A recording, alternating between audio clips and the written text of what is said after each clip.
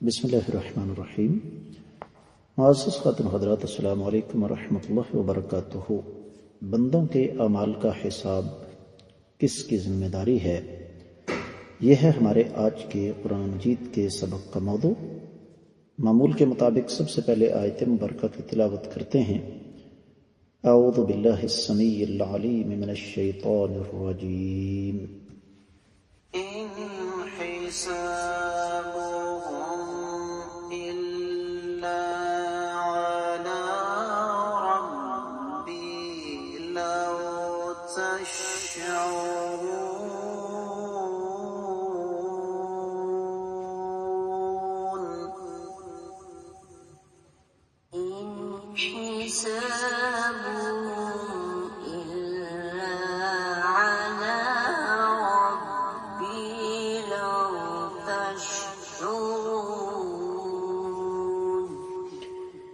معزز خاتون حضرات، رب کائنات کی پاکیزہ کتاب قرآن مجید پارہ ہے 19واں سورہ مبارکہ کا نام الشعراء، آیت مبارکہ ہے 113۔ سیدنا نوح علیہ السلام کی قوم نے جو آپ علیہ السلام کے ساتھ مکالمہ کیا وہی اللہ تعالیٰ بڑھا رہے ہیں آگے۔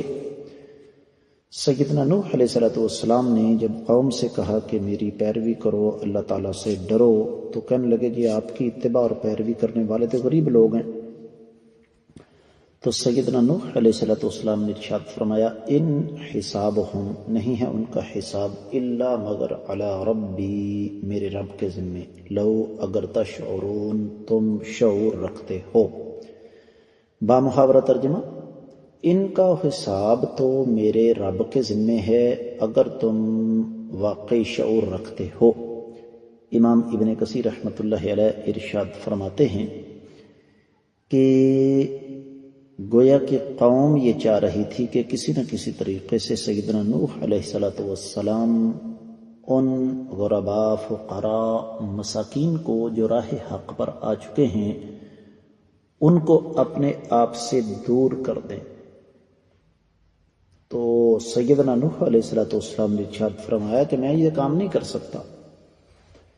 یہی وجہ ہے کہ مفسرین کرام کی ایک بہت بڑی جماعت، جن میں امام ابن جریر شامل ہیں، پھر امام واحدی ہیں، ابن عطیہ ہیں، اور پھر فقیہ العصر امام ابن عثیمین ہیں، امام بقائی ہیں، ان سب نے ارشاد فرمایا ہے کہ میں تو صرف ایک بات کا ذمہ دار ہوں کہ یہ لوگ میری پیروی کریں، ان کا حساب و کتاب تو اللہ تعالیٰ کے پاس ہے، اور وہ ذات بابرکات ان کے ہی نہیں ہر انسان کے ظاہری اور پوشیدہ اعمال کو جانتی ہے، اور میرا کام صرف اتنا ہے کہ میں ان کے اعمال کی درستگی کروں، ان کا باطن اللہ تعالیٰ جانتا ہے، میں تبلیغ کا پابند ہوں۔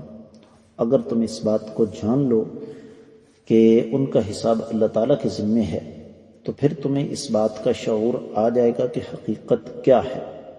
تم نے جو ان لوگوں پر عیب لگایا اور تم ان لوگوں کے بارے میں جو مجھ سے سوال کر رہے ہو، اصل چیز یہ ہے کہ جو میرے پاس حق آیا ہے تم اس کی پیروی کرو۔ اسی مناسبت سے پھر اہل علم صحیح بخاری کی 25ویں اور صحیح مسلم کی 22ویں حدیث لے کر آئے ہیں۔ سیدنا عبداللہ بن عمر رضی اللہ تعالی عنہ سے روایت ہے کہ نبی کریم صلی اللہ علیہ وسلم نے ارشاد فرمایا، مجھے حکم دیا گیا ہے کہ میں لوگوں کے خلاف لڑوں یہاں تک کہ وہ اس بات کی گواہی دیں کہ اللہ کے سوا کوئی لائق عبادت نہیں اور محمد صلی اللہ علیہ وسلم اللہ تعالی کے رسول ہیں، اور وہ نماز قائم کریں، زکوٰۃ ادا کریں۔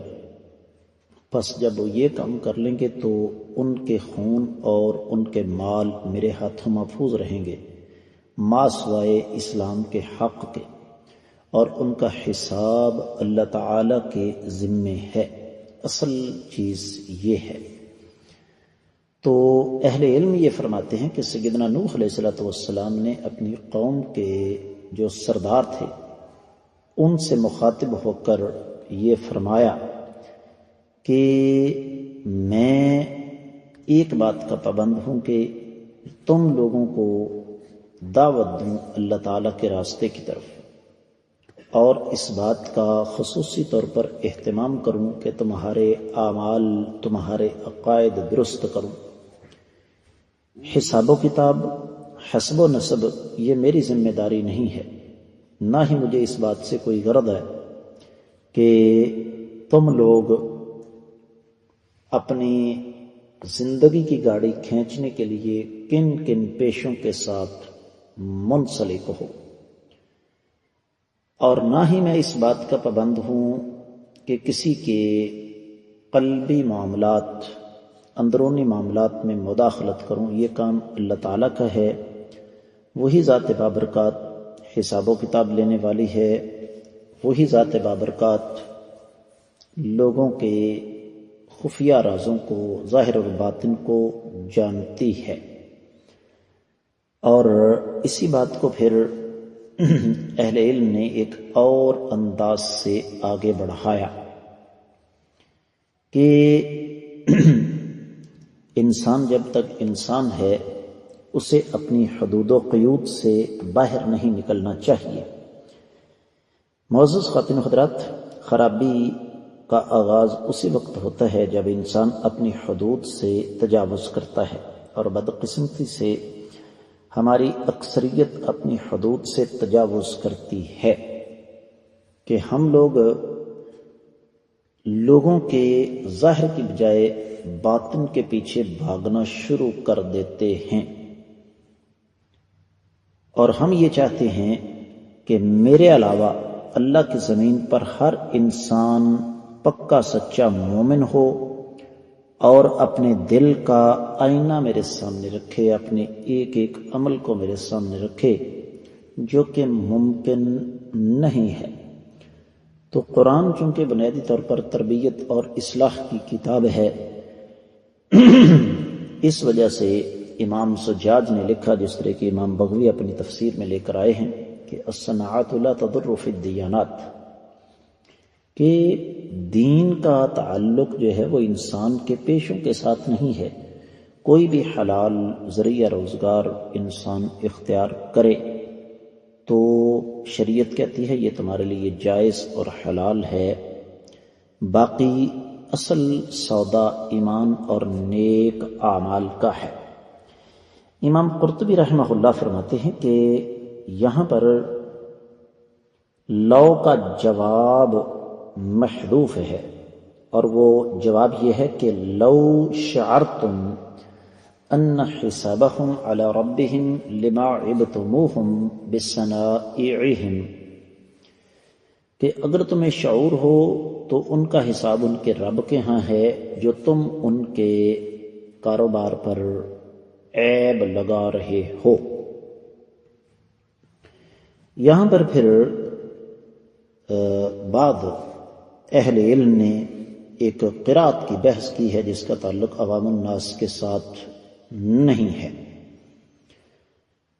اور اس مناسبت سے پھر ایک روایت بھی بیان کی ہے امام قرطبی نے کہ ایک آدمی نے امام سفیان سے ایک عورت کے بارے میں پوچھا کہ اس نے زنا کیا ہے اور اپنے بچے کو قتل کر دیا، وہ عورت مسلمان ہے، کیا وہ عورت جہنمی ہے؟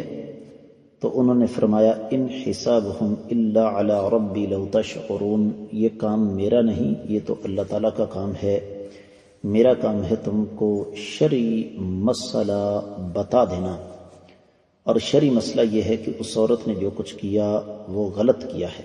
میں فرمایا امام سفیان رحمہ اللہ نے کہ میں تمہیں اس سے زیادہ کچھ بھی نہیں بتا سکتا۔ تو معزز خواتین حضرات، اس آیت مبارکہ سے جو سبق ہمیں ملتا ہے وہ یہ کہ ہمیں لوگوں کے ضمیروں اور ان کے اعمال کی تفتیش کے چکر میں نہیں پڑنا چاہیے، اس لیے کہ یہ اختیار اللہ ملک العلم رب الجلال والاکرام نے اپنے پاس رکھا ہے۔ ہماری اصل ذمہ داری وہ سب سے پہلے اپنی اور اس کے بعد دوسروں کی تربیت اور اصلاح ہے۔ میں امید کرتا ہوں کہ آپ کو یہ آیت مبارکہ اچھی طرح سمجھ آ گئی ہوگی۔ اس کے ساتھ ہی آج کے سبق سے اجازت دیجیے۔ السلام علیکم ورحمۃ اللہ وبرکاتہ۔